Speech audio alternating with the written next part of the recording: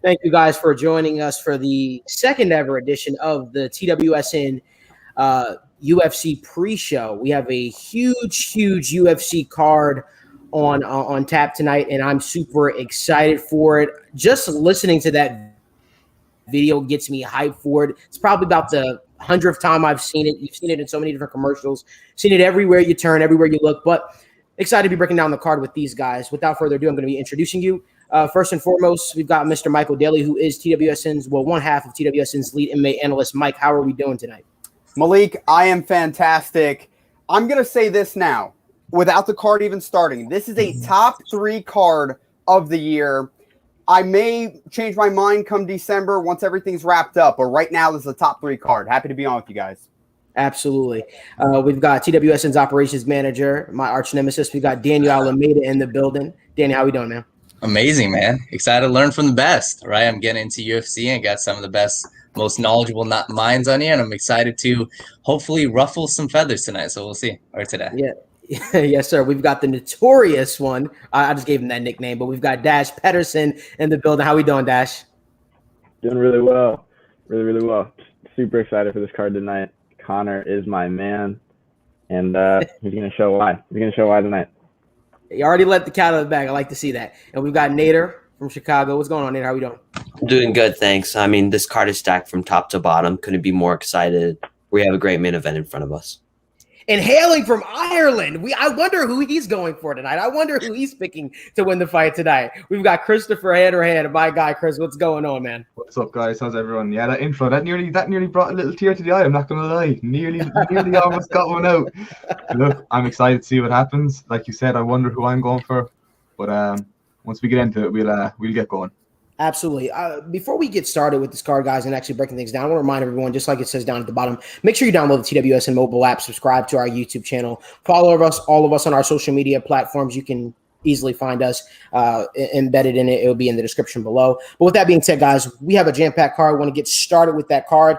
And first, we're going to start in the middleweight division. We've got Yao Zhang taking on Alan Amadovsky. This is a middleweight bout. Both guys have, been on long layoffs, so to speak. I think Yao Zhang hasn't fought in close to 3 years, maybe 2.5 years. Alan Amadovsky hasn't fought in 2 years. This is a very close fight. It's a pick'em fight. With that being said, I guess I'm going to start this off with Nader. Nader, tell me who you got in this fight and tell me why. So in this fight, I have Alan Amadovsky. So it's very interesting. This is the first card that I've stacked from that I've scouted from top to bottom. And, nobody would think that the guy who's considered the underdog in the first fight of the night has such an interesting backstory. He's 0-2 in the UFC. And, he hasn't necessarily done great in the fights that he's had.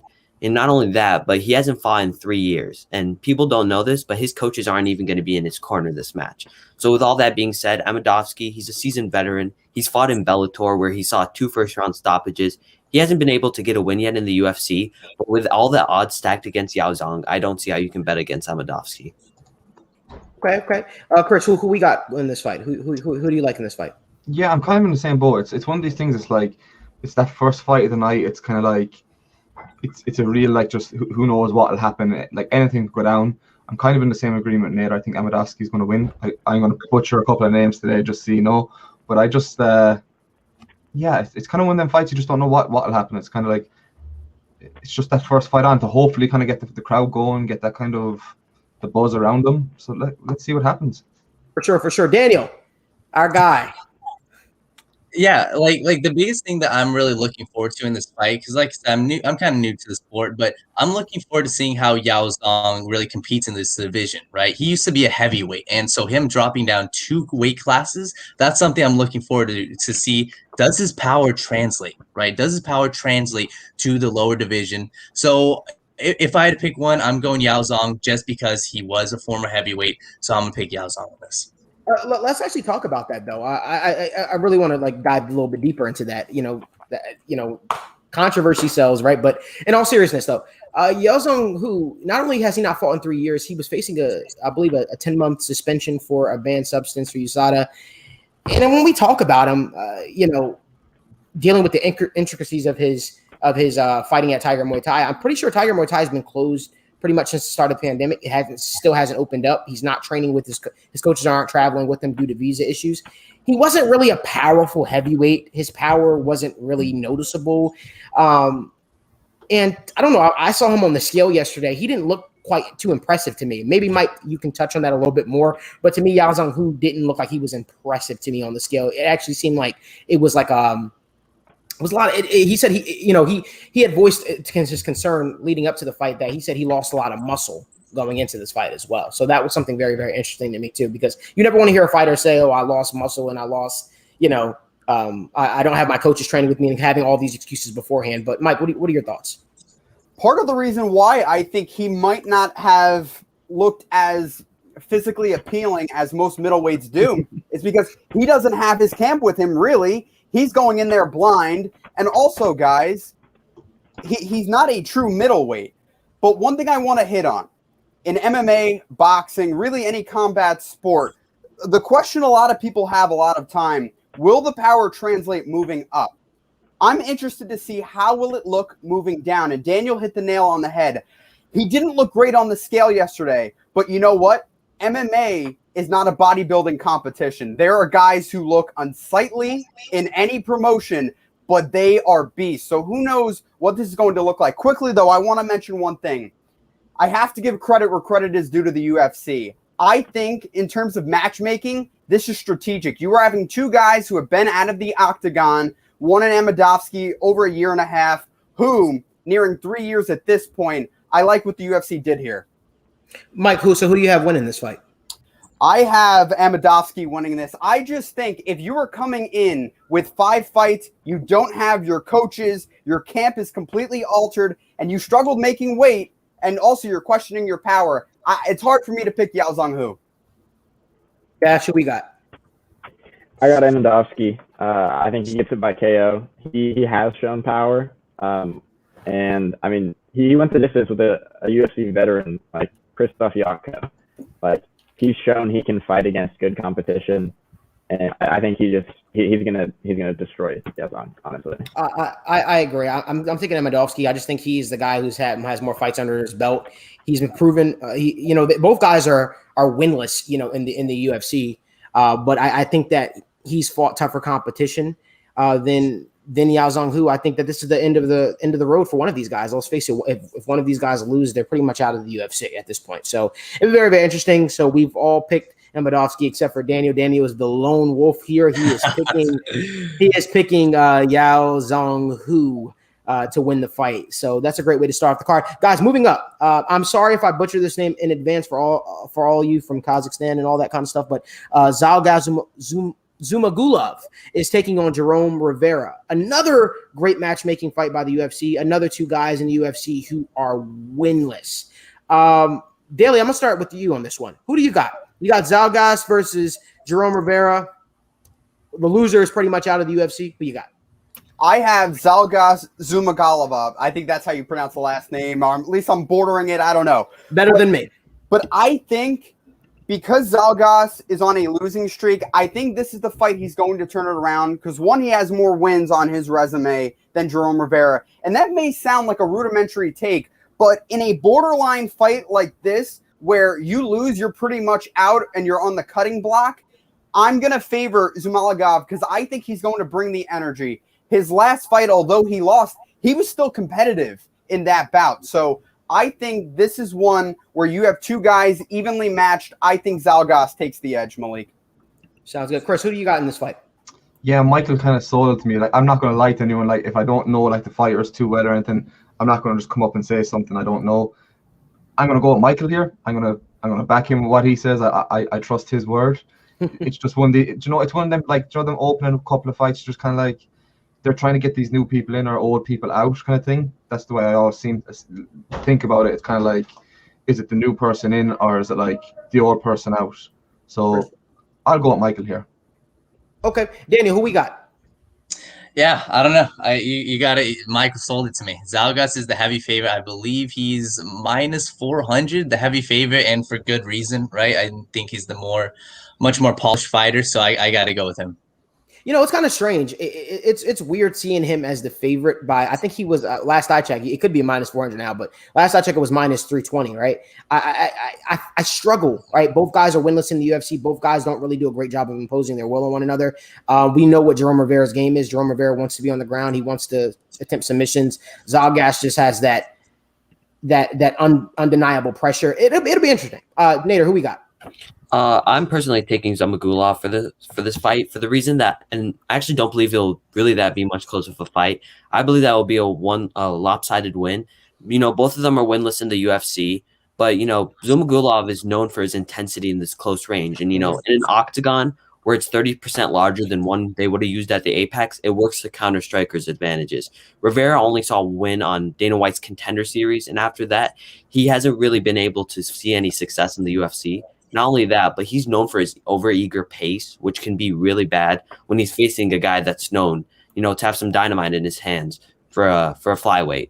So this matchup screams lopsided to me, and I'm taking Zalgas. And Dash, you are going to finish us off here. Yeah, I got Zalgas as well. He's just a better striker, I think, and he's just gonna. I see him just backing Rivera down, and like Nader said, I don't see it being too close. I think it's gonna be he's just gonna back him down and just piece him up with his pressure. Clean sweep, guys. We're all going with the favorite, Zalgas. I don't think it needs to be, overstated or regurgitated. Zalgas is the better fighter out of him and Jerome Rivera. I think Jerome Rivera is on a one-way ticket back down to the regional circuit. But we've got Omari Akhmedov in the next bout, middleweight bout, going up against Brad, the Hawaiian Tavares. Nader, I'm going to let you start this one off, actually. Yeah, so I have my guy, Omari Akhmedov, taking this fight. This is a top 15 ranked middleweight matchup. Tavares has fought some of the division's best throughout his career. He's been in the octagon with Romero, Whitaker, Adesanya. It all ended in a loss for him, but the dude knows how to fight. He's a good striker. He has solid takedown defense, but I honestly believe that Akhmedov is the better fighter of the two. He's a sambo wrestler. He has an equally impressive ability to strike. And honestly, I could see this going to a 29-28 decision because Omari's cardio does scare me a bit just because, he's a bigger guy. And sometimes we've seen him tire out. So I hope that he can get a knockout in the first 2 rounds because you never know. In that last round, Tavares has solid cardio. And you got to be careful because Omari's a pressure fighter. And, you never know. Maybe Tavares can catch him with a knee or an elbow. He's very creative as a striker. And I think that Omari's going to win by a 29-28 decision. Okay. Keeping it moving along. Chris, who you got in this fight? Yeah, it's an interesting one. I was just actually looking there, Brad Tavares. He actually went 5 rounds at Izzy Adesanya, so it's kind of like it's an interesting one. The fact he could go that distance with a fighter of that caliber, but I'm leaning with Nader here on this one. I'm kind of thinking it'll probably go the other way. I think Omari. I'm again butchering names here. Omari, I'm going to go with. I just think maybe he'll have that bit. He's that bit more experience as well in the octagon. So I'm not like. Yeah, I'll go Omari. Okay, Daniel, who we feeling in this fight? Yeah, I got to go with Tavares, right? I think that my biggest concern is Omari's gas tank, as Nader was saying, his ability to go 3 rounds, right? Tavares is the biggest thing with him. He's on I think a 2 to 3 win or fight win streak, so he's hot right now. And I think Tavares, the thing that I loved most about watching him is takedown defense, right? So whether Akhmedov tries to, take him down or take the fight to the ground, I don't think it's going to happen. So I'm taking Tavares. I think it'll go to decision. I'm just concerned about his gas tank, and I think Tavares will end up taking it. And Dash, to finish us off here, who you got? I actually agree with Daniel here. I think Brad Tavares by decision. For once. Yeah, I mean, I think both fighters, I am more worried about Akhmedov's gas tank, which is why I give the edge to Tavares. I think Akhmedov could come out, win round 1, and then round 2 and 3 go to Tavares. But I mean, they've both gone the distance with really good fighters. We've already talked about, Brad Tavares went 5 rounds with Israel Adesanya. And I mean, Akhmedov, while his gas tank is in question, he drew Marvin Vettori, and he went the distance with Chris Weidman. These guys are both guys who can go the distance, and I think it will. But I do think actually Brad Tavares comes out on top today. It's funny that you guys said that. In our picks earlier in the week, I also picked Brad Tavares. To me, it's just that Omari Akhmedov's gas tank is just It's a big question, and I think Brad Tavares does a great job of stealing rounds and making it seem as he's more active than what he actually is. Now, if this was UFC 4, which I'm very good at, and you can buy on the UFC, video games, you can buy on the Microsoft video game store, and you're able to turn off, if you're able to turn off, stamina, fatigue. I think that I think Omari Akhmedov would win this fight, but unfortunately, this is not a video game simulation. Unfortunately, this is real life, and in real life, I think Brad Tavares is he's a fan favorite. I think he's going to do enough to sway the judges, make it think he's active. And I told Nader this, I told Michael this early in the week. I said, no matter which way you slice it, I've got Brad Tavares already, if he's not finished, of course, he's very durable and hard to finish, but I've got him taking round 3. Like round 3 is in the bag. It's just a matter of if Omari Akhmedov can pace himself to win round 1 and round 2. But if you ask me, I think he's going to gas out at the end of round 1, lose round 2 and 3 in a very close bout. And I think Brad Tavares is going to take the victory. Moving on up the card, guys, we've got Jennifer Maia to close out the early prelims going up against Jessica Evil Eye. I always find her nickname hilarious, but I'm going to start with Dash on this one. Dash, who are we feeling in Jennifer Maia going against Jessica Evil Eye in the women's flyweight division? I'm going with Maia. I think one easy way to kind of see how I think the fight's going to go. They both fought Valentina Shevchenko. Maia went 5 rounds with her and lost. Jessica got KO'd, and I think that the reason Maia lasted so long is because she's just such a balanced fighter. She's a lot more well-rounded, and she's a lot more skilled, I think, than I. And Ai's coming off of 2 losses. Nothing's really moving for her. I think Maia's just gonna. I think it's gonna be a pretty technical fight, and Maia's gonna come out on top. Daniel, how are we feeling in this fight? Yeah, I'm taking Maia. I think Maia is by far the more technical fighter on the ground. I think she'll take it to the ground, and yeah, I think this is the first women fight of the night, and I think I'll take Maia in this. First, how are we feeling in this fight? I actually think this is a much more interesting fight than people are giving credit. I think I don't know a whole lot about Maia, but Jessica Eye, she always had a problem making weight. She always struggled making weight, and when she came onto the scale, I believe it was yesterday. Yeah, she looked good, and I'm pretty sure that she commented on it saying she kind of changed a few things around. She was kind of more on weight coming in instead of trying to cut all the weight kind of really quick. She looked much better. Like she's had trouble on the scales before. I think it'll be a really interesting fight. The only problem with Jessica Eye, she kind of just randomly loses fights. You might think she might win, or like she has bad performances.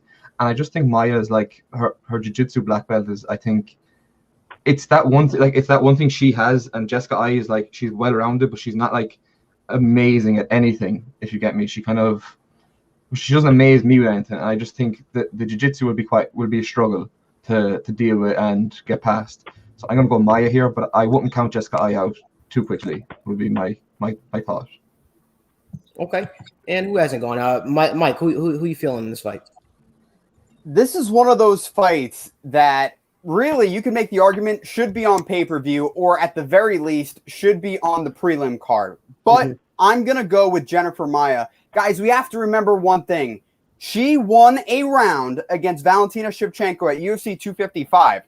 That's something a lot of people have forgotten about. She was durable in that fight. She hung in there, and I think she's going to parlay, even if it's a little bit of success that she had against Valentina. I think she will do it against Jennifer Eye. I'm not a big fan of MMA math. Dorian talks a lot about it on our show, but I have to do a little bit of MMA math here, because in the fight before Valentina Shevchenko, Jennifer Maia submitted Joanne Calderwood, who beat Jessica Eye. To me, I think if we're taking mutual opponents here, I have to favor Jennifer Maia, because I think she's more skilled than Jessica Eye. Yeah. One thing, I'm actually going to go to Nader first. Nader. Yeah, I think that this should be a completely one-sided fight. This was the worst possible matchup for Jessica Eye. You know, Jennifer Maia, she's known for her ground skills, but she's also a former boxer. She has beautiful hand speed. And Jessica Eye has lost to worse fighters than Jennifer Maia. You know, also, I don't think that they're very close in skill either. She constantly moves into battle rage for someone who's a mediocre defender. Not only that, she's tough, but, you know, toughness isn't going to get you a win over a fighter who's just overall better than you. This should be an easy fight. She should be able to secure her spot in the elite of the division. And as Michael said, you can make an argue for this pick to be higher up on the card.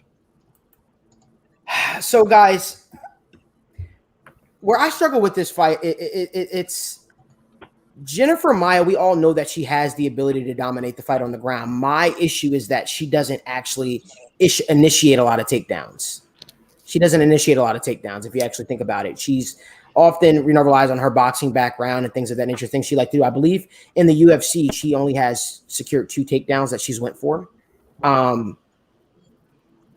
I think she should win this fight, but I think it's also playing it close. Jennifer, Jessica Ai finds herself in these close fights. I think the smart way to go about this fight for Jennifer Maia is take this fight to the ground and just dominate. I'm not going to just say that Jennifer Maia is going to beat her just because. I'm actually going to tell you guys, I just don't think Jessica Ai's heart is in fighting anymore. She's doing a lot of extracurricular stuff outside of the UFC.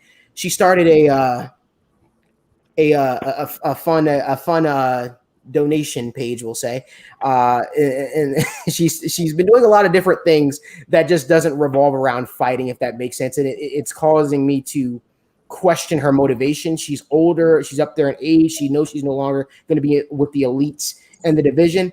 I think Jennifer Maia takes this fight with ease.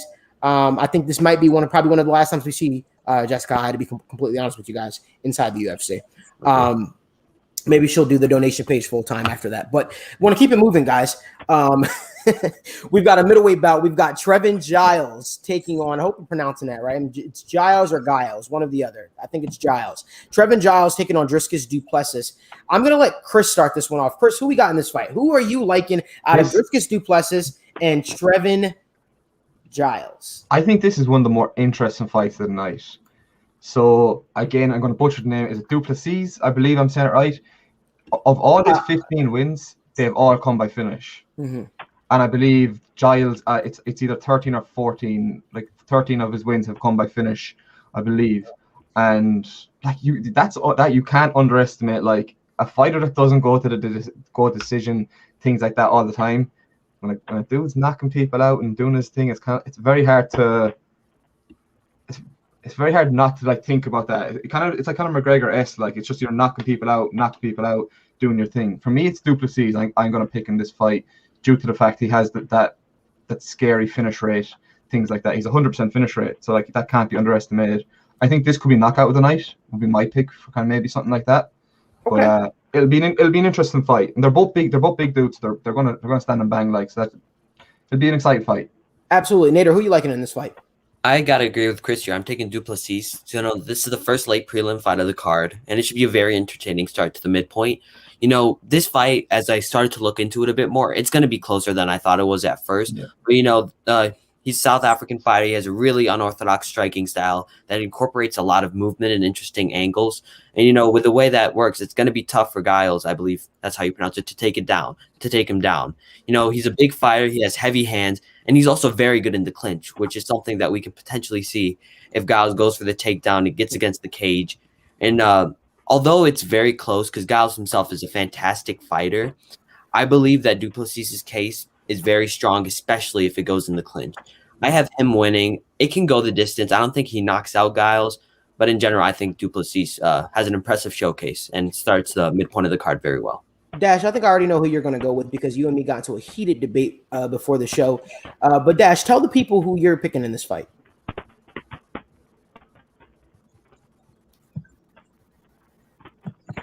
I also got du Plessis. However you say his name. Trevin Giles has a really stiff jab. Really, he has good takedown defense. And he has the power to knock anybody out. But du Plessis has shown that he can fight against power. His leg kicks are just debilitating. He has some of the better leg kicks seen.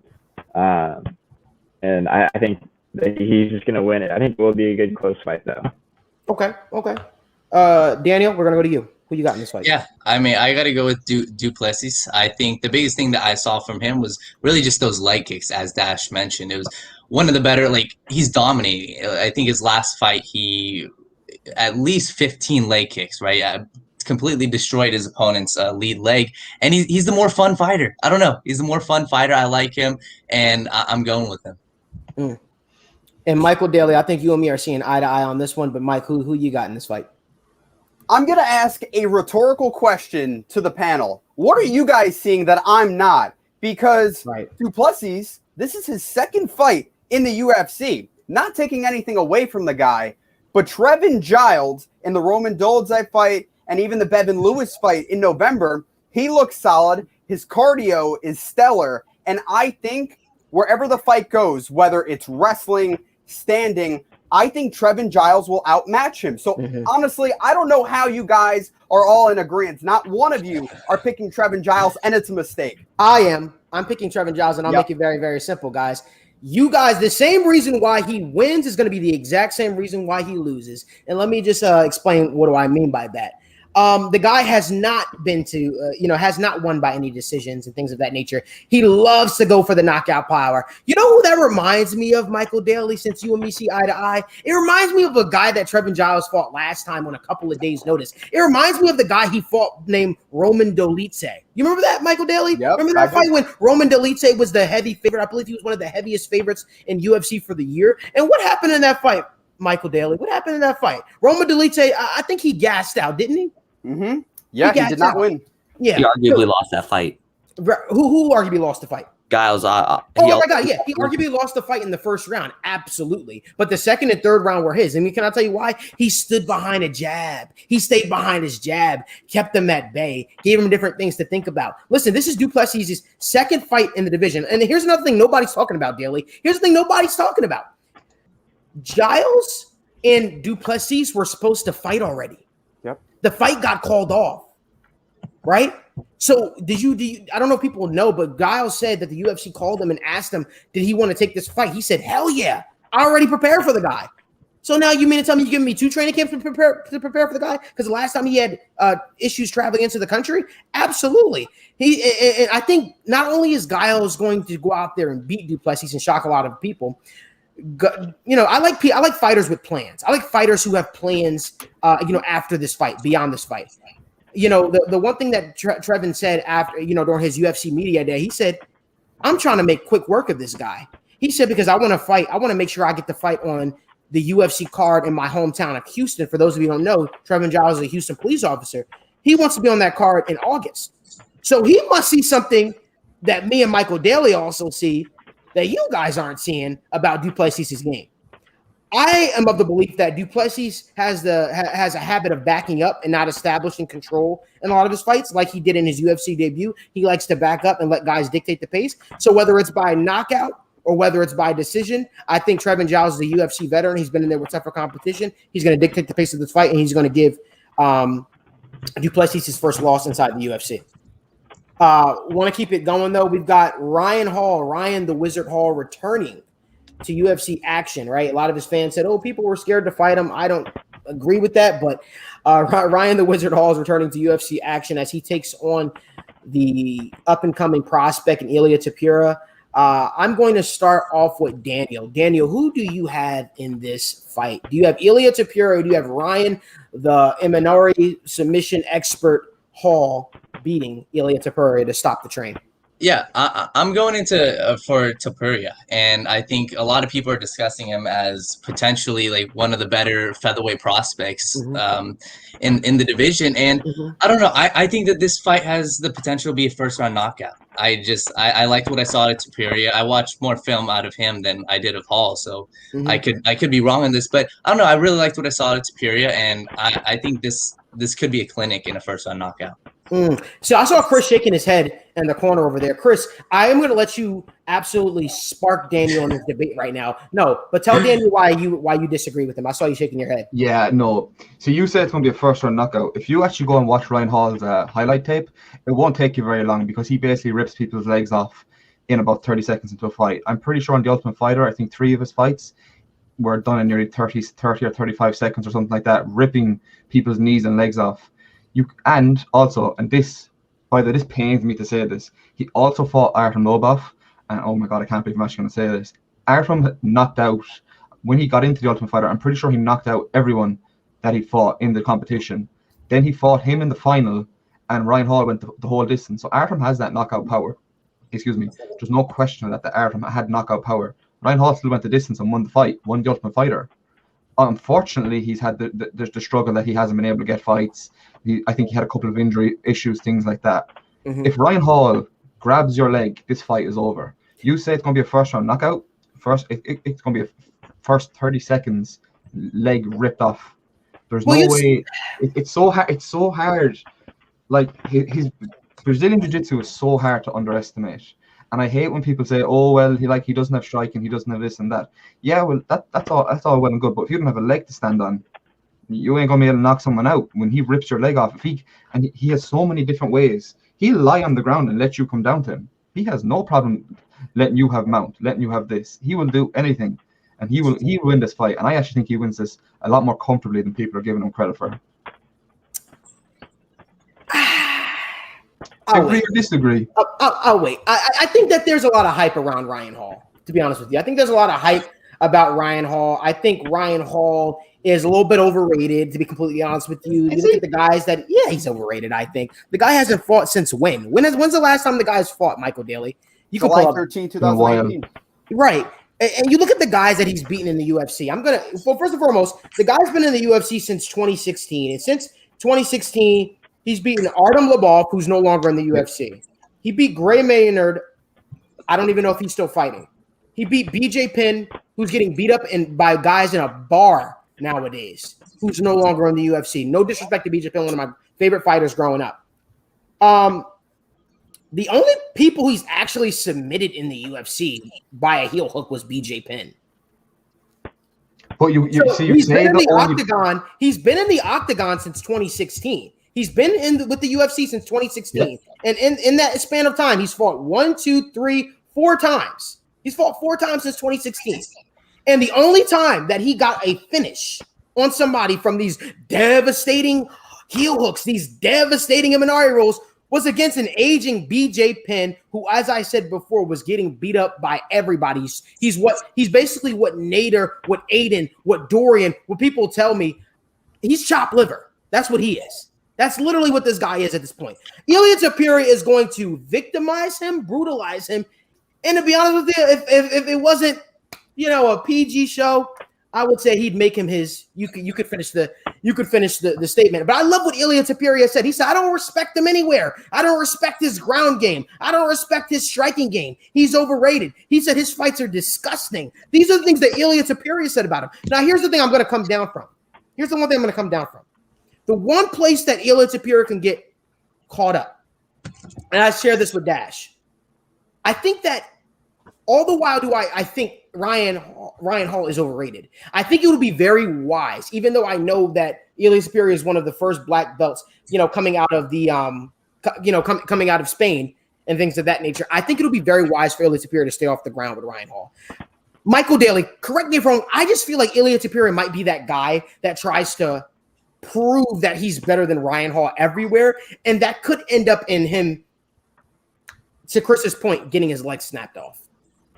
Malik, Ryan Hall is banking that this fight goes to the ground because I think that's his Hail Mary. The only fighter, or one of the only fighters that I think can pull off being away for 2 years is Leon Edwards. And even he wasn't out for 2 years. Nate Diaz is one of them too. But Leon Edwards, I bring up Leon Edwards because before his return to the octagon in March of this year, he was out around the same time as Ryan Hall. July 2019 was his last time. Yeah. Ryan Hall, not a great striker. I honestly, guys, I think Ilia Topuria is going to submit him. I honestly think he's going to land a guillotine, and I think he's going to pull it off. The reason why, you can't fake the funk when it comes to MMA. You cannot be out 2 years and expect to go in there with a young, hungry guy in Ilia Topuria and expect just to pull off a heel hook. I don't see it happening.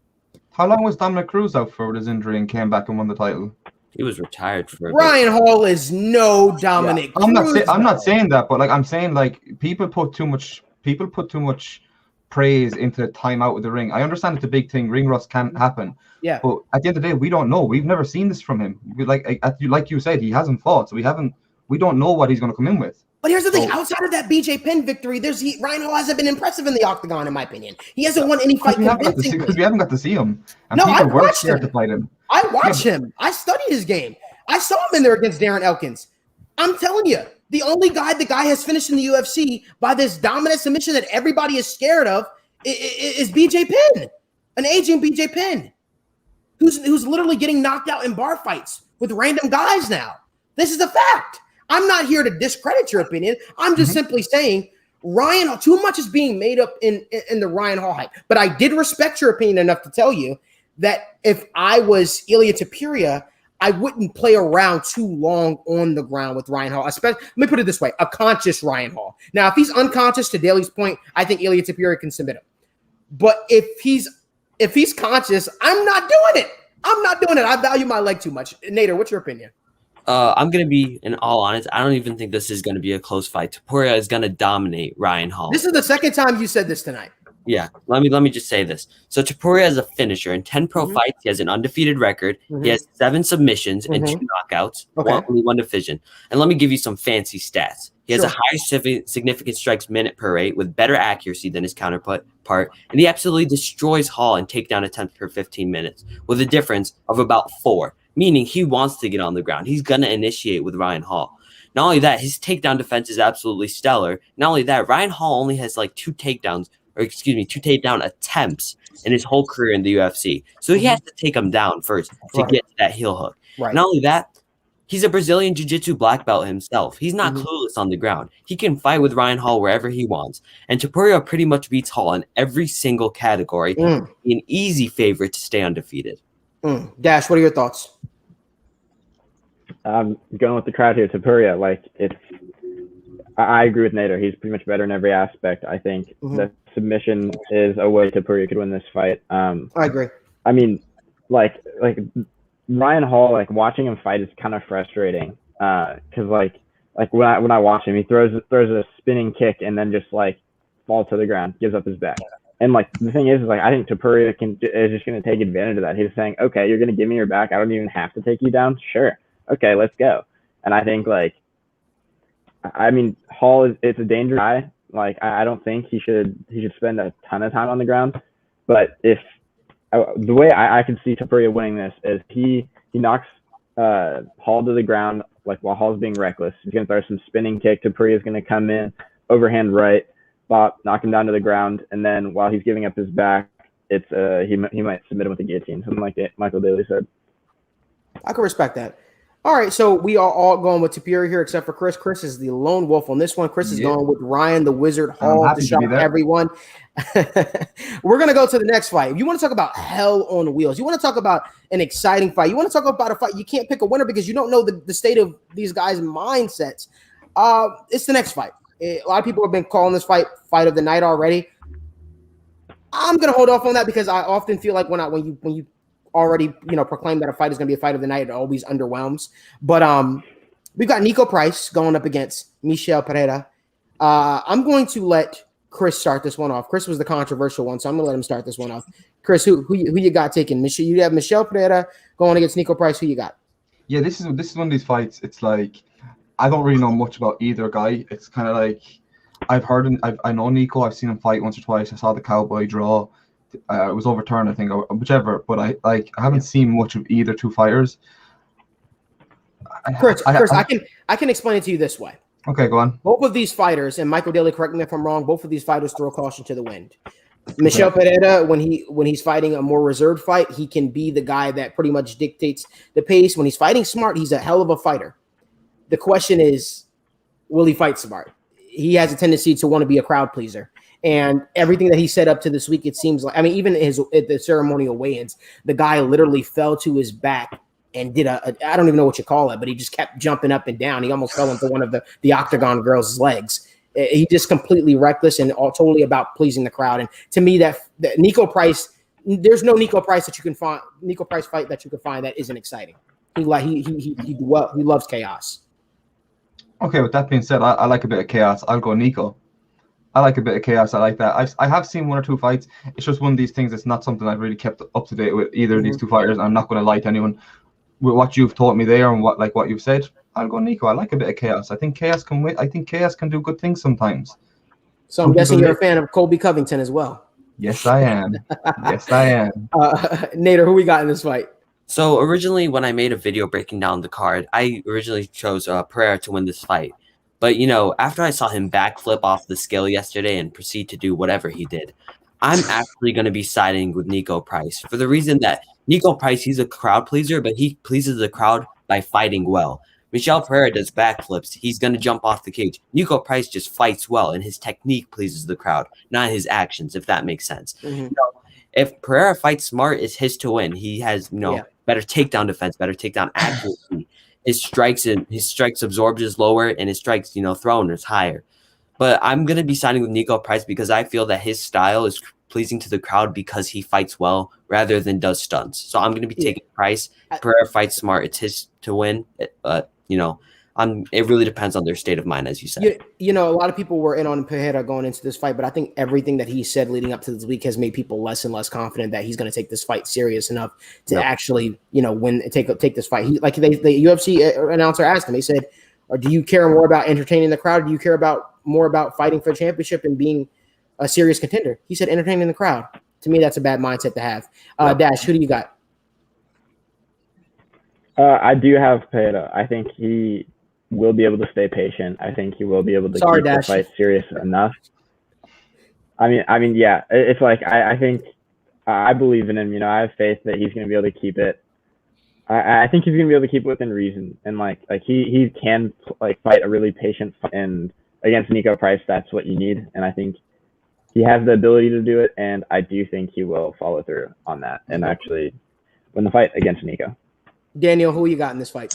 Yeah, I'm going with Price. Price is wild, right? In the cage, he's gone up against guys like Vicente Luque, obviously lost. It seems like he's very inconsistent, right?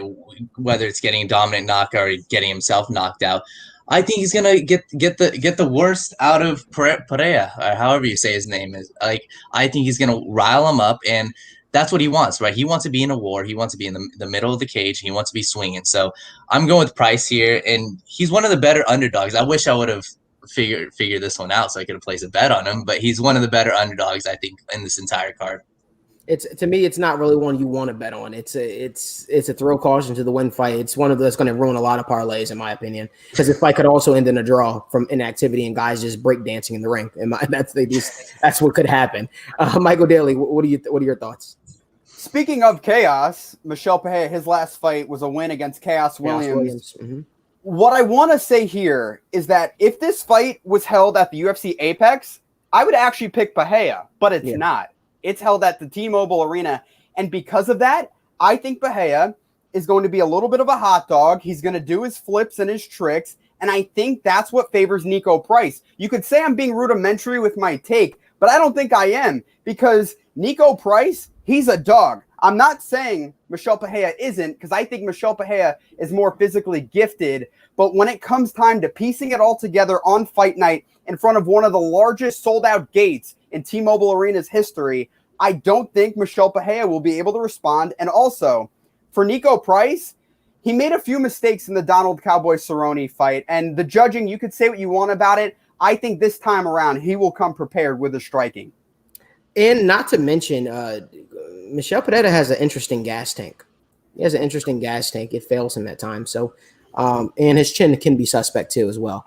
But it'll be interesting to see how this fight all plays out. Moving on up the card, we've got Carlos, the natural born killer, Condit going up against Max Griffin. We'll start with Nader here. Nader, I already think I know who you're picking in this fight, but I don't think the audience knows who you're picking. Who you got in this fight, Nader? I'm actually going to be switching my pick to Max Griffin, because I believe that, Carlos Condit, when I looked at this fight, when I broke it down, Condit, he has to fight a slow fight. He has to make sure that he's not being overzealous. He even came out to say that he wants to throw down. And when a fighter wants to throw down, that means they're going to be swinging. They're going to put themselves in the center of the octagon, and they're going to go at it. And I think that's a bad decision for him. He got a win over Matt Brown. It was an impressive win. Matt Brown is the KO leader in UFC history, but he has to make sure that he's not underestimating, the power that Max Griffin has. He's really good at staying away from significant strikes, but if he wants to throw down, he's going to get knocked out. I'll take Condit to win if he fights a slow, smart game. But if he goes in there ready to crowd happy, I think give us your pick, Nader. I'm going Griffin. I'm going to stay with Griffin. It's just so hard to choose because just like the Nico Price and Pereira fight, you have to make sure that they're in the right state of mind. Right. But I'm going to be taking Max Griffin to win this fight. Okay, Danny, who we got in this fight? We want to. Yeah, I'm taking Griffin, and I hate to sound like a homer or like somebody that goes with what everybody else is saying, but Griffin's a younger fighter, right? Condit's been in the UFC for quite some time, and I don't know. I think that Griffin is everything I've heard about this. The lead up to the fight is that exactly like Nader said, right? Condit wants to get in there, stand and bang, and I think that could get him into some trouble. So I'm going with Griffin on this one. Chris, you are shaking your head. I can tell that you probably vehemently disagree with what Daniel has to say, so I'm going to let you speak your mind because this is the second time that you disagree. I'm shocked you've both said the fact he wants to brawl, he's going to get hurt. You do realize he hasn't been knocked out since 2014. And I've harped on all week about this. My favorite fight of all time, I'd say top 3, was him against Robbie Lawler. Mm-hmm. And if anyone has watched that fight, that was one of the craziest brawls you will ever see. He threw caution to the wind, and Robbie Lawler knocked out Roy McDonald, but he couldn't knock him out. They went to the decision. 2014 was the last time the dude got knocked out. If I'm not mistaken, I could be wrong. I could have misread one of them, but I'm pretty sure it was 2014. I understand he's had he has had a decent losing streak. I really think this is his rebound fight. He's actually got a winning streak going on. He's won 2 fights in a row against Court McGee, and he also beat Matt. Yep. Okay, I knew he'd beat Matt Brown, but I wasn't sure if he'd another one. But he had like a bit of a losing streak in general before that. I know that, didn't he? He'd lost like 5 fights or something. Yep. Yeah. So I think this is more of a bounce back fight for him because I'm gonna be honest, I don't rate Matt Brown. I don't think people who fight him should be rating him. He does nothing for me in UFC. But I do think I'm shocked that you think the reason he's going to lose is because he's going to get knocked out. The way the dude fights, he's not getting knocked out. You're going to have a brawl. It's 3 rounds as well. He can go 5 rounds all day. Like you saw with the Robbie Lawler fight. He's not getting knocked out. I think this is a brilliant fight for him. I hope he throws caution to the wind. I hope he just goes swinging. Because if he goes swinging, he has shown to have great fights. So that's what I'm hoping for. Fight he was. He isn't. He isn't. Daly, who do you got in this fight? You can say that it's hard to knock out Carlos Condit, which it is, but it's not hard to submit him either. He's been stopped. Yeah. And that just goes to say, if Max Griffin puts on a pace, which I think he will, which is why I think Max Griffin will win, Carlos Condit is 37 years old. It's hard to look good gracefully as you age in this sport. It is hard. And I think Max Griffin, he's going to blitz him, and I think he's going to get the stoppage victory, Chris. I know you disagree with me, and you know what? It's hard for me to pick that because I love Carlos Condit, but you know what? I also love young fighters too, and that's something I'm keying in on.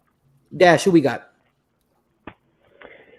Oh, man. So, yeah, if I was thinking Condit, but no, I was looking over the film last night, and, man, I'm going Griffin too. I'm going Griffin too, man. I got to. I think Carlos has the stamina, and if it goes 3 rounds, I think Carlos wins by decision, but I don't think it's going to go 3 rounds. I think Griffin will get the stoppage, whether that's by KO, whether that's by taking him down, and just because I mean Condit, he's not a takedown. Like he can't defend takedown. The worst takedown in UFC history. Yeah, like worst takedown defense in UFC history. Griffin control where the fight is, and he can fight his fight, and I'm sure he game planned for that. And I just think he's going to come in with something to prove too. Like Condit is at the back end of his career. There's nowhere to go upwards for him really. But it's for Griffin. So I think Griffin has a lot more to fight for, and I just think he's going to get it done. See, I'm picking Condit in this fight. If it was 2016, here's the thing: if this was 2016 Condit, pre-retirement Condit, because remember Carlos Condit retired already. I just think that there's something about half-assing, wanting to be in the sport versus wanting to not be in the store. I know he started like his own coffee shop for a year or something like that and wanted to try his hand at that. Listen, Max Griffin is a killer. He's put it all together the last few fights. Max Griffin's going to take Carlos Condit to the ground. He's going to do what he wants with him in this fight. Like Max Griffin said going into this fight, I'm going to take Carlos Condit's fans. He's going to take his soul. That's what he plans to do. He plans to take the natural-born killer's soul in this fight, and I certainly believe he's going to do that. And it'll be very nice to see Max Griffin get a number next to his name after he dismembers Carlos Condit and puts him into retirement. Going into the next fight, guys, we've got Sugar Sean O'Malley, TWSN's one of our favorites here. Sugar Sean O'Malley going up against Chris Matinho. We're going to make this quick, guys, because we want to keep this card moving. Michael Daly, I'm going to start with you. Who we got in this fight? Experience will be the deciding factor. Sean O'Malley, second round TKO. Chris Matinho, I give him credit for taking this fight, but he's in over his head, Malik. Okay. Danny, who we got? Yeah, I think it goes one of two ways. I think Sugar Sean wins this. He either goes a quick knockout in round 1 or 2, or Moutinho really makes it dirty, a really dirty fight, and takes it to a round 3 decision. But I got Sugar Sean in a knockout. I'll go round 1. Dash, who we got? Sugar Sean, round 2 stoppage. I think the only way he loses is the same way he lost his only other one, which was by hurting himself, doing something a little bit too flashy, being a little bit too showy, and just hurting himself because of it. Nader, who you feeling? I'm taking the plus 525 favorite. Underdog Chris Matinho. I'm joking. There are levels to this game. Chris Matinho, he has a style, according to his manager, that's fan-friendly, meaning he wants to go in there and he wants to throw hands. And that's exactly how he'll get knocked out. I'm not going to lie, though. I'm rooting for him. But there again, as I said, O'Malley should be able to easily make this another win on his resume. Chris, you have been the one guy who has faded us a bunch on this show. I am very curious to see who your pick is for this fight. Yeah, this will be the one that won't surprise anyone. It kills me to say I'll be straight. I'm not a Sean O'Malley fan. I don't like the way he carries himself, does his thing, and I know I'm a McGregor fan, and they're similar. But Sean O'Malley he doesn't do anything. He's going to win, unfortunately. I agree with Nader. I'm going to be going for the other guy, but O'Malley wins it, I think, fairly comfortably, which kills me to say, but yeah, I won't harp on it. It's just, yeah, he's going to win. The dude is coming in 10 days notice. I went onto YouTube trying to find some of his fights, and it was very hard to find even his last 2 fights who he was fighting and things like that. So I'll just put it this way. To me, it's not a matter if Sean O'Malley is going to win. It's how Sean O'Malley is going to win. I think if this guy makes it to the 3rd round with Sean O'Malley, I think that Sean needs to seriously go back to the drawing board. He should make quick work with this guy. This guy's been knocked out several times in other promotions and much lower level promotions. So Sean, the pressure's on you. You talked a big game. You talked about taking advice from Michael Bisping and Chael Sonnen and pretty much making a statement on a McGregor card. Well, this is your opportunity. The UFC fed you literally a sheep, so it's up to you to absolutely dismember him and make quick question. And if you don't, does he have to knock him out to stay relevant? I think it's extremely bad. The fact that he had several fighters lined up that wanted to fight him, and the UFC went out and signed a guy who literally was working a full-time job, last month essentially, and doing MMA part-time, and not even a full-time MMA fighter. I think Sean O'Malley. It would not make a lot of sense if Sean O'Malley didn't make a statement in this one. He needs to finish this guy in dramatic fashion. He needs to. It's nothing about playing around with your food and stuff like that. Even in the Marlon Vera fight, people want to say, "Oh, Marlon Vera was dominated." I didn't see the same fight that everybody else saw against Marlon Vera versus Sean O'Malley. I actually saw a lot of spots where Marlon Vera was getting tagged by Sean O'Malley before his leg, whatever happened to his leg happened. So I think that Sean O'Malley needs to not play with his food. I think Sean O'Malley, when he has a guy hurt, he needs to actually go in for the finish. That's what made Conor. For as much as we say Conor McGregor is a showman and stuff like that, Conor McGregor, when he has you hurt, he goes in for the kill. And I think Sean O'Malley needs to establish that and stop trying to be a crowd pleaser. I want to keep it going, though. Irene Aldana in the bantamweight division, missed weight by 4 pounds, going up against Yana Kunitskaya. Michael Daly, I'm going to let you start this one off because I think you're going to start this one off the right way. No pun intended there. I will do it the right way. And my pick is Yana Kunitskaya. The reason why You could say all you want about Irene Aldana having more power, which she will. She weighed in 4 pounds heavier. But the thing is, she's not the complete fighter. Yana Kunitskaya is the complete fighter. And by the way, she has Thiago Santos in her corner because of their relationship. I think that is a tool that she has in her bag that she will utilize. Okay. I like that. Danny, who do you got in this fight? Yeah, I mean, the weight kind of scares me, right? I had Yana before. I'm going to stick with Yana, right? I think the few fights I watched, she showed a lot of heart, right? And I personally, I know it may be reaching, but I think this is going to light a fire under her, right? I think that her last opponent also missed weight, so now Aldana misses weight. I think this lights a fire under her, and I think she wins this fight. Daniel, can I just for the broadcast, I really want to hear you say her last name, please. Kunitskaya. That's close. I love Daniel, guys. Hey, I tried, man. I tried. I love it, man. I got Yana Kunitskaya too by her to win, just absolutely grinding her down. I just think that it's going to be a very chest to chest fight. I think that she's going to smother Irene Aldana, and for all the reasons that Irene Aldana said that she had a hard time with the weight cut. I think those are going to show up on fight night tonight. Dash, who we got? Oh man, all week I've been thinking Aldana, but yeah. I just can't do it. Yana Kunitskaya is gonna win the fight. It's gonna, yeah. Man, I really wanted, if Aldana made weight, man, I'm sticking with her, but it's just it seems like the fight's going in Kunitskaya's favor before it even gets to the ring. So, and not just any kind of Yana Kunitskaya. I think she has a pissed off Yana Kunitskaya that's going to try to make a statement. Yeah. And let's face it, Yana Kunitskaya win this fight, we could be talking about her competing for the title at some point. Like, you know what I mean? This is a big fight. Irene Aldana coming off that loss against Holly Holm. For you to miss weight in your first fight in your career after coming off a loss, it just makes me wonder, where's your mental state at? That's just me. Nader, who do we got in this fight? Originally, I chose Aldana. I thought that she was, she had solid takedown defense. She could go for a knockout, but, it's so hard to just get that one punch, especially now that she's dealing with some out-of-octagon issues, including missing weight by 4 pounds, which isn't a nice sight to see. And you don't want to make a wrestler angry. So I have Yana winning. I think that she'll be able to get her down on the ground. Smother her. She's going to Khabib her and just have a overall unanimous decision win, where she just shows it's a nice showcase for her to potentially fight for the title soon. It's levels to it, like you say, Nader. And Chris, who do we have winning in this fight? Yeah, it's interesting. It's Yana's second straight fighter to come in overweight, and she beat is it Ketlin, I believe is the name. Ketlin Vera.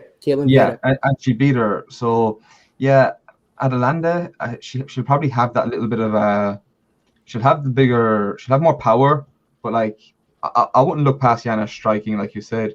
I think if it goes the distance, it's Yana's fight to win. If it doesn't, it could go the other way. Would be the way I'd look at it. I'm going to go Yana if it goes the distance. Here's the thing, though. People want to look at the Caitlin Vieira fight and be like, and use that as a measuring stick as though she knocked out Caitlin Vieira. She's gonna and Yana went to decision with Caitlin Vieira. First of all, Caitlin Vieira is a very good fighter. Let's start there. And then Caitlin Vieira, I don't know. I think that a lot is being made about that the way that fight turned out. I think Yana's just too smart for her. I don't think, and people want to point to the Cyborg loss as well. It's Cyborg. It's Chris Cyborg, literally one of the greatest female fighters of all time. Again, I've got Yana Kunitskaya winning in dominant fashion. I think she's just going to just tire her out, make her tired, and show her that there's levels to it. Moving up on up in the card, we've got Tai Bam Bam Tuivasa going against Greg, the Prince of War, I think his nickname is. Greg Hardy, you guys might remember Greg Hardy. He is the former NFL defensive end, played for the Carolina Panthers and Cowboys. Daniel, I'm going to let you start this one off. Who do you got winning this fight? I'm going to be in the minority here. I'm going Greg Hardy, right? And like, first off, I mean, I watched both press conferences. I don't like Greg Hardy. Like just the way he was carrying himself was kind of concerning. Like, I watched the film first, then I watched the press conferences. I was like, I don't really like him. He's been so cocky, calls himself the prince. Like, you got to do more. But I don't know. I watched each of the past 3 fights, and I think Greg Hardy has the reach advantage, and I don't think that he's going to give up the center, right? I don't think that we're going to see a Tuivasa just completely dominate Greg Hardy, because that's not what's going to happen. They're going to meet in the middle of the ring, and I think that Greg Hardy stands a chance. Round 1 against who was Greg Hardy's last fight? Round 1 against Tibera. Martin Tibera. he looked tremendous. And I'm talking just straight up round one, his striking looked tremendous, had Tibera backing up, had Tibera going for takedowns, and that's how Tibera won in the second round. So the way that Greg Hardy loses this fight is if the past 7 months that he's taken off, that he hasn't worked on his cardio, that he hasn't really been able to establish his stamina and work on his cardio, because that's how he's gonna lose, right? It's gonna be his cardio wears out. But I think he worked on it. I hope he worked on it the past 6 months. And like I said, I'm not scared that he's gonna that Tuivasa is gonna back him down into the cage. I'm not. I think that Greg Hardy can keep him at arm's distance and really fight in the middle of the ring. And I'm taking Hardy in this one. Nader, I know that you are shaking your head. Nader, I know you said, let me at him. So there you go. You got him. So, all right, I completely disagree with, all due respect, Daniel. I disagree with you completely. And I just wanted to ask you a quick question before we talk. Where do you see Hardy beating Tuivasa? Where? I think he beats him in the stand-up. If you go back and rewatch that one fight, and I know I'm not even comparing Tibera versus Tuivasa, two completely different fighters. Tuivasa's faced some of the best fighters in the UFC, right? Lots of Spivak, or I think that's how you say his name. But I think that Greg Hardy can beat him in the stand-up. And I know it's crazy, but what I saw out of his last fight, I liked it. I did. So, and like I said, it's going to be a brawl. It's going to be an exciting one. And this fight is done in the first 2 rounds. But like I said, I'm taking Hardy. All right. In the first 2 rounds? Yeah, this is where I had to disagree with you here. So Tuivasa, people don't know this. He's only been knocked out once for the reason that was against Junior Dos Santos, one of the best heavyweights. Yeah, he's been knocked out once. Not only that, the dude was just being reckless, and then he got clipped multiple times, and then he managed to sustain about a minute to a minute of 30 seconds of just straight ground and pound. Not only that, he didn't go out when he fought that. And I'm going to tell you this. Why would Tuivasa stay up if he can go to wrestle? Hardy has... Shout out Max. Our guy Max. He's live. He's going to be in the crowd for UFC 264. Max, have a hell of a time, my man. Have fun. Sorry. All right. Why would Tuivasa stay up? Why? He's been working with Daniel Cormier on his wrestling capabilities against a dude who has little to no wrestling capabilities. You're banking on Hardy to have improved his cardio when, the dude used an inhaler mid-fight. That's how bad his cardio is. Not only that, he has asthma. Yeah, we're talking about asthma. Hold on. I have asthma. Don't come on. That affects your cardio. But it is a major concern. It's an all-around. Tuivasa is the better fighter. He can take this to the ground if he wants to. He's working with one of the best wrestlers to ever touch a UFC octagon. So, I mean, I respect your opinion in all honesty, but I don't think that this is going to be So my question to you is, and yes, he has been working with Cormier, but how do we know that's going to translate right away? That's my concern. His entire career, he has had no ground game. None. His entire career. So, like, the same thing you're saying, I'm banking on his stamina. I'm not willing to bank on his grappling immediately just because I know how great Cormier is. I'm not ready to see it if I haven't seen it yet. And that's me personally. He's a pro fighter. Okay, go ahead, Dash. Bro, he's a pro fighter. Pro fighters, they can do this. They add things to their game as they go on. That's how they stay relevant. That's how they stay fighting. And Tuivasa is a pro. Greg Hardy's a football player turned fighter, and it's gonna show. It's gonna show why tonight. Why? Wait, Daniel, before you respond, fighter. Before you respond, Daly, I want to get to Daly and Chris before I let you respond, Daniel. Yeah, Daly. I actually agree with Daniel if it were opposite day. The reason why, right? And Daniel, I think it's so disrespectful to Daniel Cormier that you are sitting here saying, I don't know how effective it will be. Are you kidding me? Daniel Cormier is arguably the greatest wrestler in MMA history, an Olympian wrestler. And by the way, I'm sure in those training sessions, he wasn't only being coached up by Daniel Cormier, but Javier Mendez at AKA. Khabib. So there's a lot to learn from in that camp. So I don't even if Tai Tuivasa improves just a little bit, it's still better than Greg Hardy. Wait, 1 second. Chris, I want to get to you. Oh man. We talked about this the other day, Daniel. I will say this. I agree with you. But he won't need to use the wrestling because he's going to spark him in the first round. He's going to walk off KO him. He isn't even considering taking this thing to the ground. He doesn't need to. If he wanted, he could take Hardy to the ground in the first round, let him get tired, and then just toy with him, play around, have a little fun. There is no shot. There is no realm, world, or galaxy. Greg Hardy wins this fight. I will eat my shoe if he does. I will. Right, I will say you are the best analyst in the world. And I'm gonna hold you to that. And the reason, like, first off, like the confidence, I admire your confidence, Chris. I admire it, but this is the fight game. Like, okay, can I ask you one thing? Okay, ask me. Can I ask you one thing? Okay, Go for it. Let's hear it. Do you think Greg Hardy? Now, remember who we're talking about, Greg Hardy. Do you think his stand-up is? What's the best word to use? I don't even know a good word to use for this. Is anywhere close to Tai Tuivasa's? He said he has elite. so. Greg Hardy said he has. Greg Hardy said he has elite boxing. That's what he said. And I think we can all agree he does Daniel not. said Greg Hardy has better.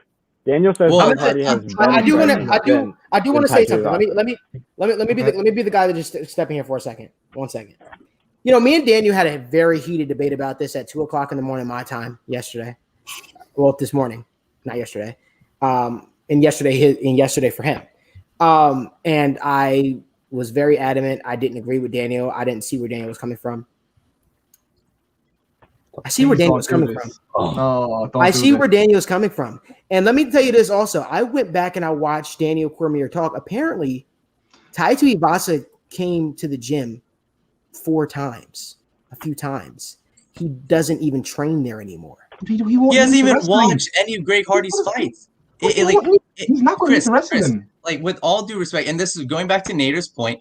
First off, like, that's why I don't agree with this. Is going to be a stand-up fight. Even if he takes it to the ground, he's not going to dominate Hardy on the ground. But Daniel, don't disregard what I'm saying though. Yeah, I do see a world where Greg Hardy can win this fight. And what world is that? What does he have to win it?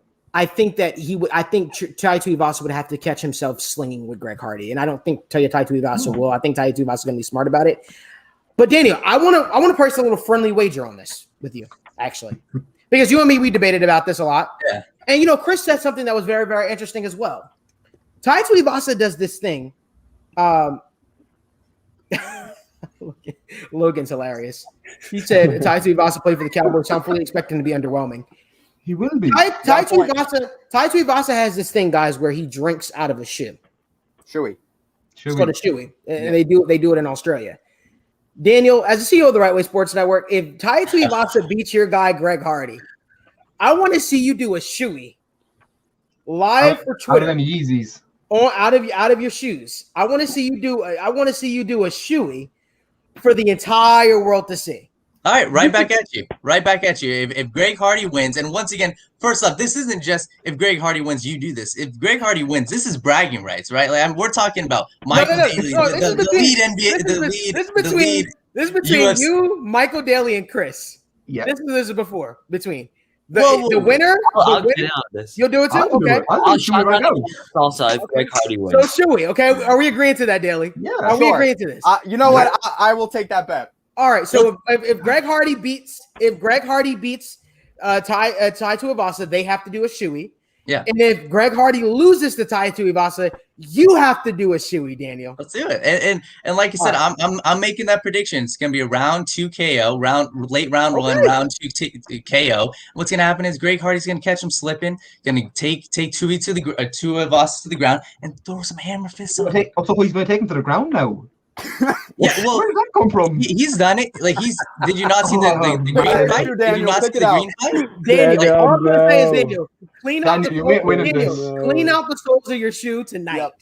That's cool. I like once again, like I'm excited for this. I'm ready to be right. I'm ready to be right. I'll go get a can right now. I'll also add I'll shotgun a can of salsa. I'll shotgun the salsa if Greg Hardy wins. Oh my God! Let's keep your word, guys. Let's keep your word on this. Oh yeah. Okay. No, Daniel, you got to keep your word. If Tai Tuivasa loses, you have to do a shoe. I don't want you to put a cup in your drink in your shoe either. I want you to actually make sure there's a drink in your shoe, water or Gatorade, whatever you prefer. No, whatever he doesn't prefer. Whatever you don't prefer, and I want you to drink it. That's what I want from you. And put it on Twitter. No. We're not going to embarrass you. Put it in the company group chat. That's what we want. Let's do it. And once I'm right, every single one of you guys got to do it. So then Daly, Dash, Nader, and Chris are all taking the other bet where, How did you somehow get out of all this? Well, I'm the CEO of the Right Way Yeah. Sports Network. I have an image to uphold. Yeah.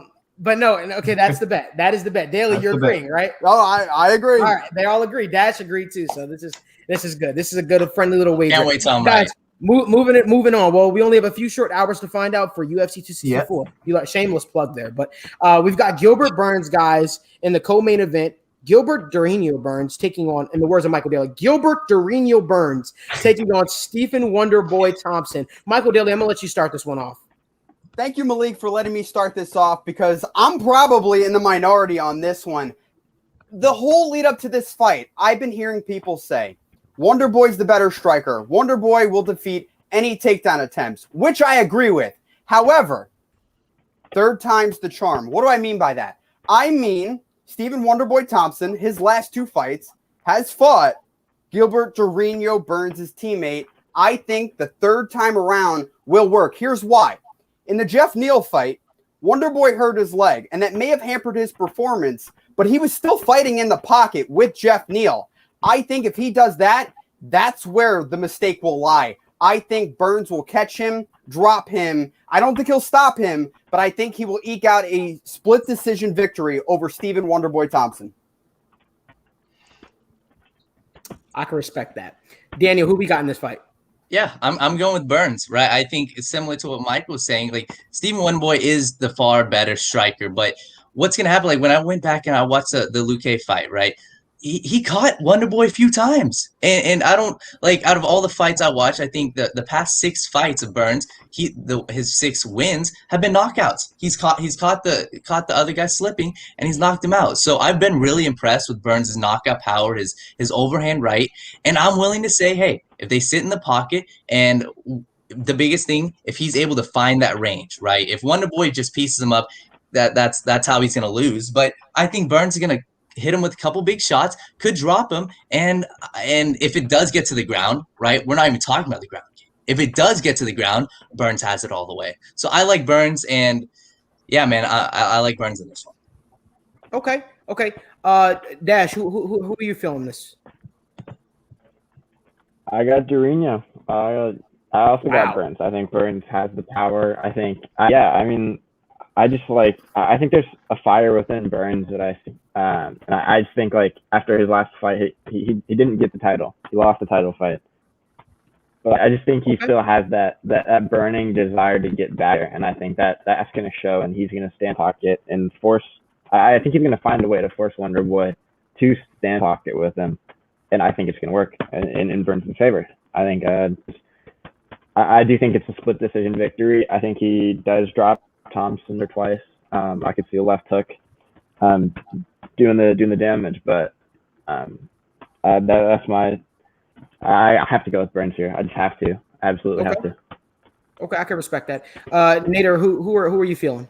Michael, Daniel, Dash, you guys are my boys, but no, I completely disagree with you guys. I believe that Stephen Wonderboy Thompson's gonna win this fight.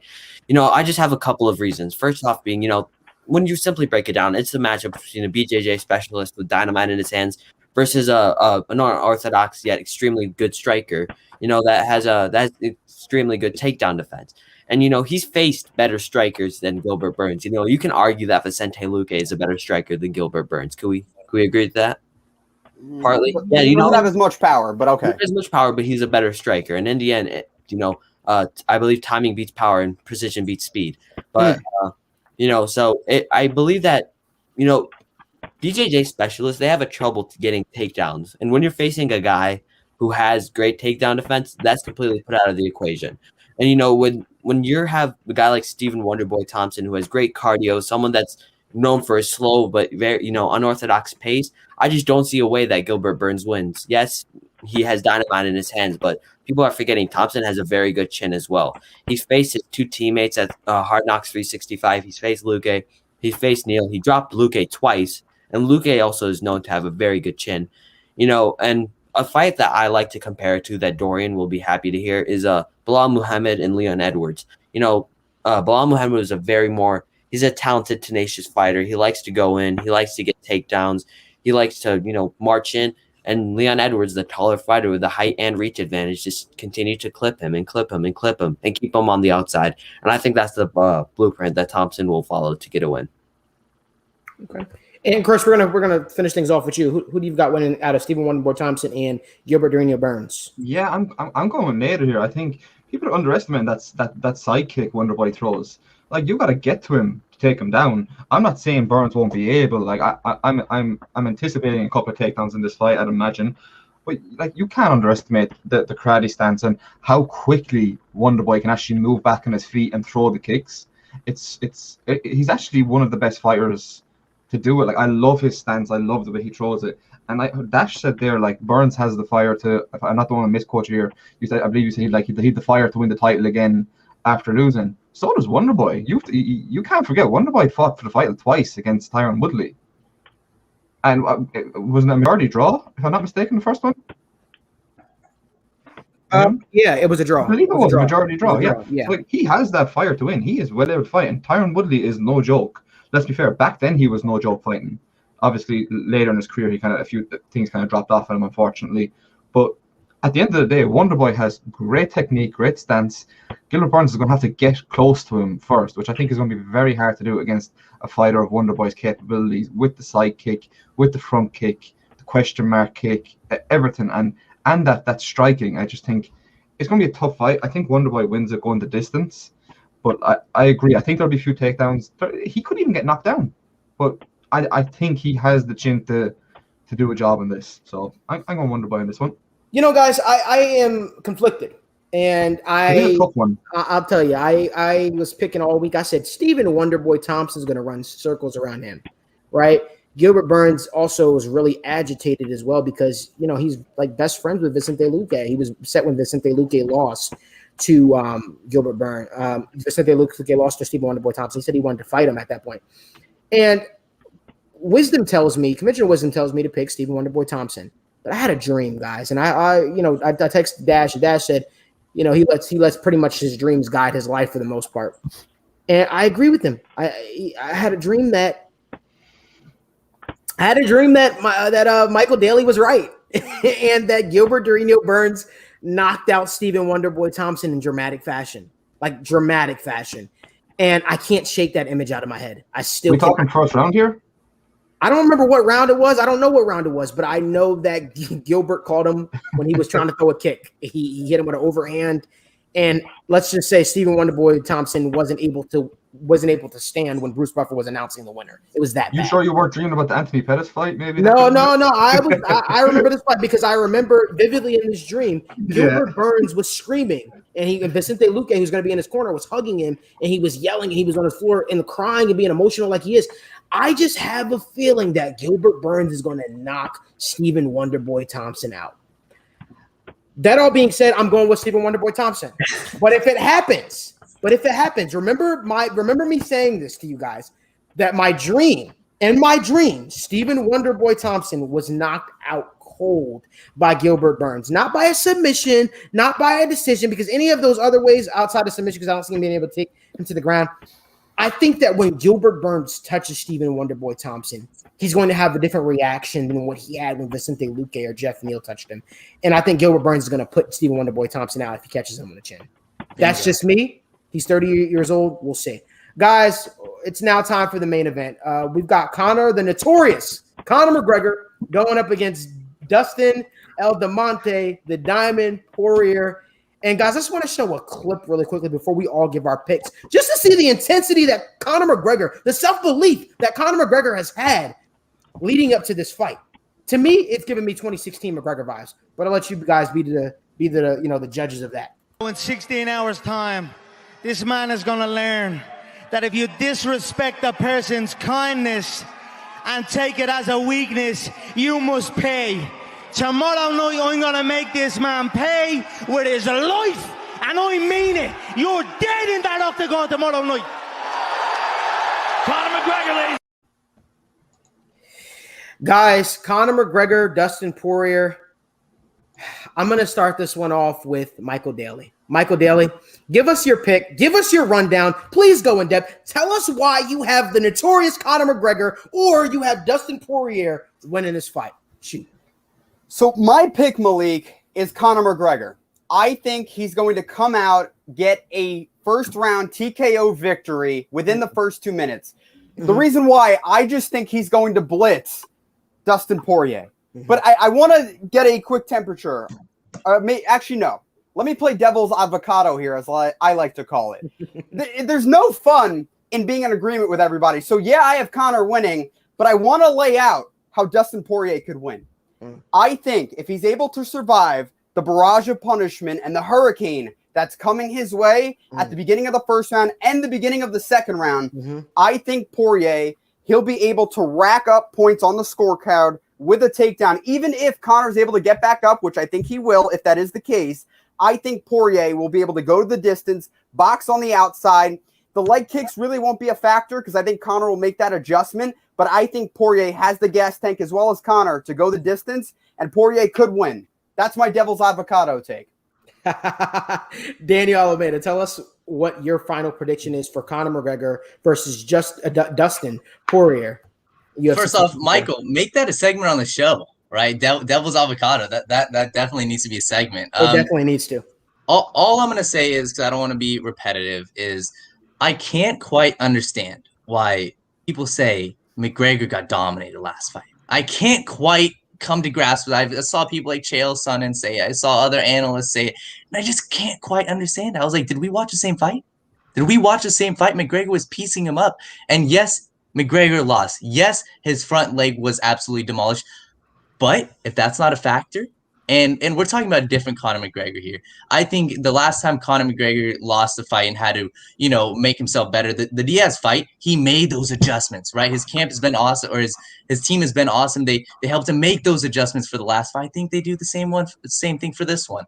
Saw the press conferences, everything leading up to this is screaming Conor McGregor. And for people saying that McGregor's washed, shut up and actually watch the film. Right, you got to watch the film. McGregor's not washed. It's cool. Yeah, he went to go fight Floyd Mayweather, make some money. Doesn't mean he's washed. Actually, watch a fight against Cerrone. He wasn't washed. This last fight, he wasn't washed. Stop saying he's washed. He's winning this fight. Dash Pederson, let us know what your take is on Conor McGregor versus Dustin Poirier. I got Conor McGregor. He's going to knock him out within the first 3 rounds. If I had to pick one, I'd say round 2. But I mean, it's Conor. It's Conor, man, and he's gonna win this fight.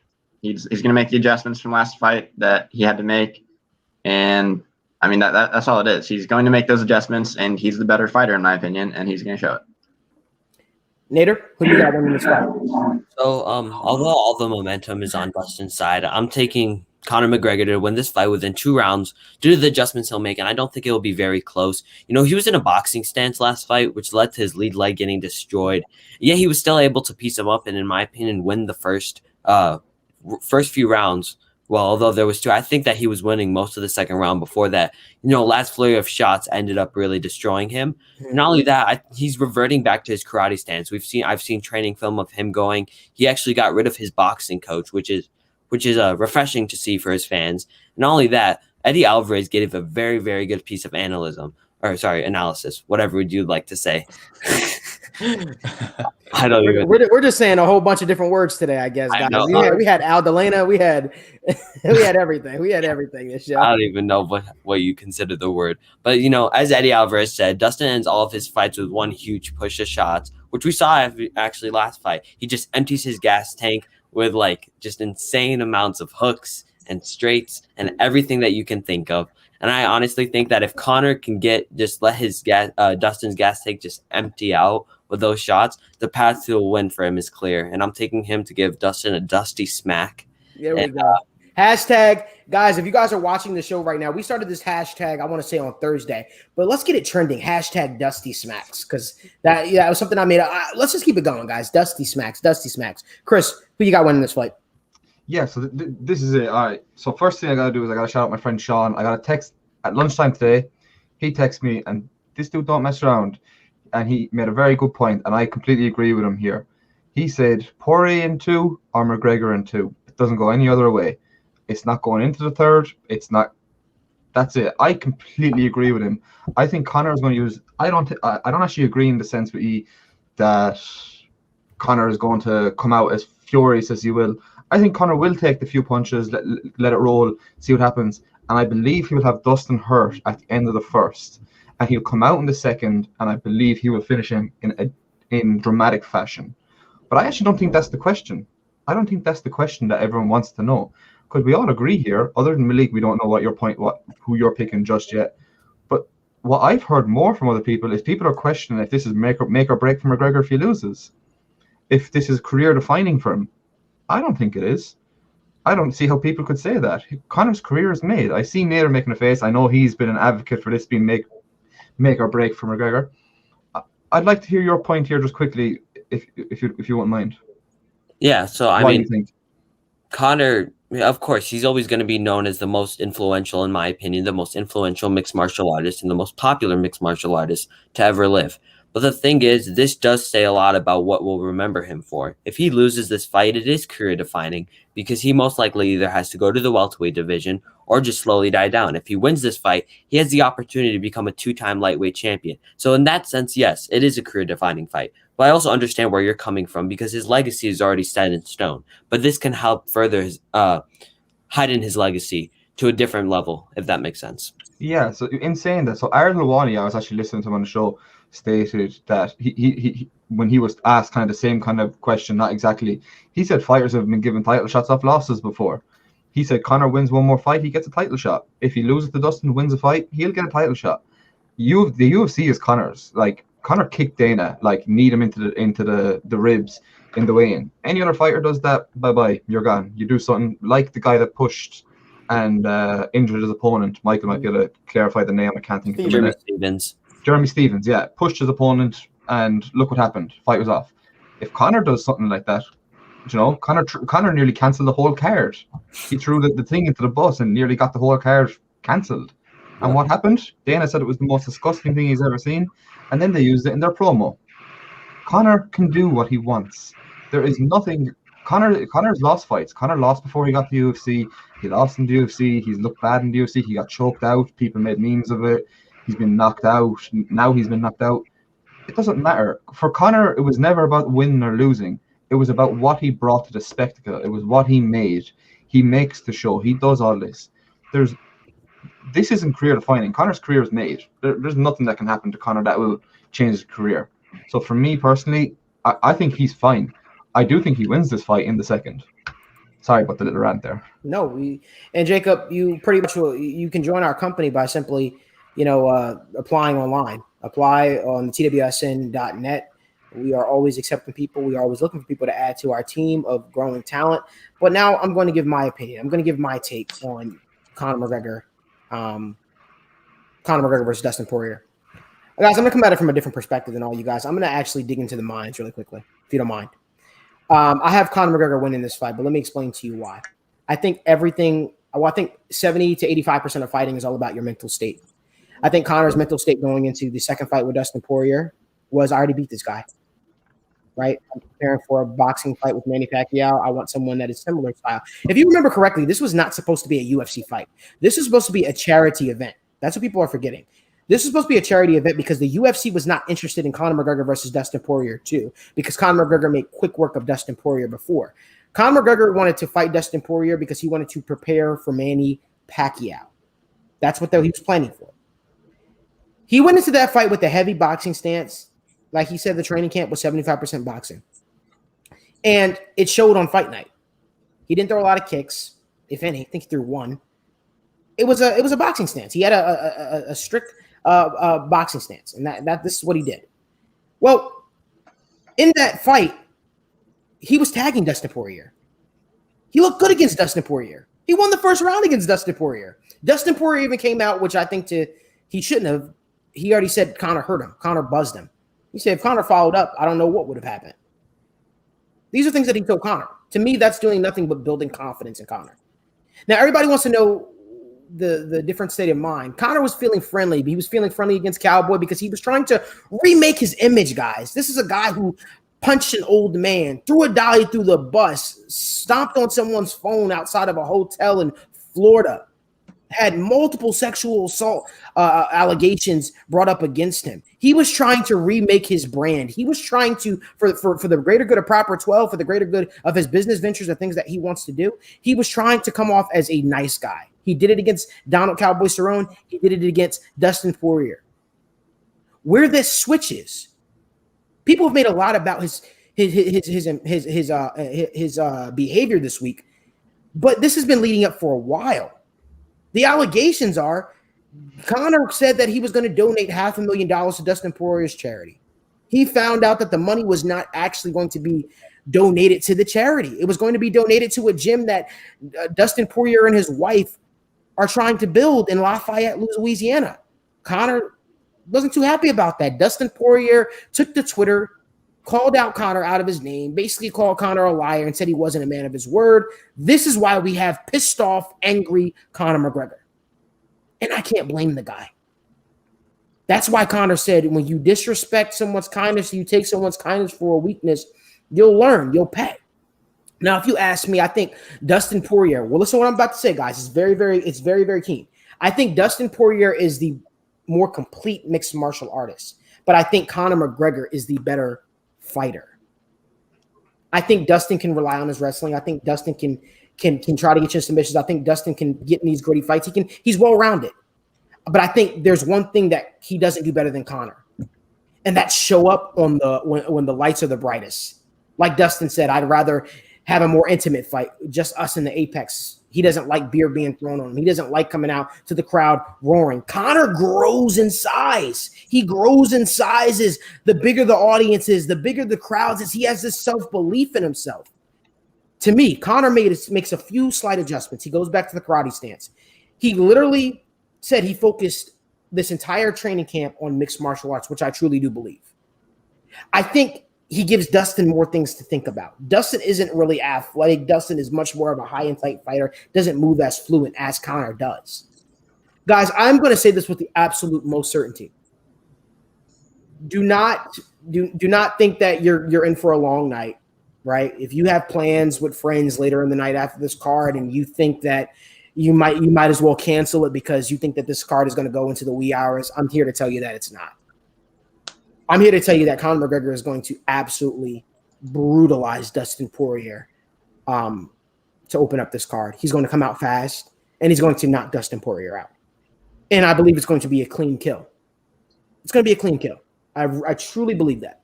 I don't think Dustin Poirier is going to be able to withstand the shots. Conor even said he's going to come in a little bit heavier on fight night of anticipation of this. Conor's been saying all week, murderous shots, and I truly believe that. I think that after this, I think Dustin Poirier is going to have to rethink what he wants to do in life, where his career goes from here. Because I'm just being blunt. Another fight with Conor McGregor isn't on the horizon. A championship fight isn't on the horizon. Moving up to welterweight, is that in the horizon? I don't know. Maybe you can make that rivalry of Dustin Poirier. Last time he moved up, he looked good. When he went from 45 to 50. Maybe that's what he should do. Yeah. Because I'm here to tell you right now, after tonight, there is no path where Dustin Poirier is holding the lightweight championship. I'm here to tell you that. Dustin Poirier is going to lose in dramatic fashion to Conor McGregor. And exactly like I predicted 4 months ago, matter of fact, when they fought in January, I said Dustin, just so you guys know, I predicted Dustin Poirier was going to beat Conor McGregor. I'm here to tell you right now, Conor McGregor is going to beat Dustin Poirier. He's then going to go on to fight Charles Oliveira. He's going to beat Charles Oliveira, and my prediction will ring true. Conor McGregor will be a champion by the end of this year. That is my prediction. That is all of our predictions of how we see the UFC 264 main event panning out. We all have Conor McGregor winning. Guys, one thing's for sure, two things for certain. This is going to be one hell of a fight, one hell of a fight night. I'm excited for it. And hashtag Dusty Smacks. We're all looking forward to it. We want to thank you guys so much for joining us on the TWSN UFC 264 pre-show. Really, really quickly, guys, I'm going to just go on a quick little square or rectangle. Pick your fight of the night really, really quickly. Chris, go first. I'm not going to go fight tonight. I'll go knockout of the night, and it's going to be TWSN. I like that. Daniel, remember that. I like that. Nader, who you got? My fight of the night is going to be Nico Price versus Michelle Pereira. Dash, who we got? I'm going to go Greg Hardy versus TWSN as well for fight of the night. Daniel? Knockout of the night or fight of the night? Both. You can do both. Knockout of the night. Give me Shawn O'Malley. And fight of the night. Ooh, I'm gonna go Wonderboy Thompson and Burns. I'm really excited for that fight, and I think that's gonna be an exciting one. And Michael Daly. Took the words right out of my mouth, Daniel. My fight of the night is Stephen Wonderboy Thompson, Gilbert Burns. I think it's going to be a barn burner. Do you have a knockout of the night? Shawn O'Malley. I agree with you guys. Gilbert Burns, Stephen Wonderboy Thompson will be the fight of the night, and my knockout of the night will be Conor McGregor in vicious fashion. Ooh. That's my belief. Love All to right, see guys. But other than that, I want to thank you guys so much for joining. Make sure you download TWSN mobile app, subscribe to our YouTube channel. Thank you guys for keeping up with us. I know this was a little bit of a longer show, but it was needed. Whenever Conor McGregor is in town and is a Conor McGregor fight card, these things need to happen. So we hope that you guys enjoy your fight night. Hope everybody stays safe, stay happy, enjoy your time with your family and your friends, and we will see you. Well, they will see you on the game on Strikes and Submissions next Thursday, where Dorian and Michael Daly will be back at it. See you guys. See you guys. Enjoy the fights.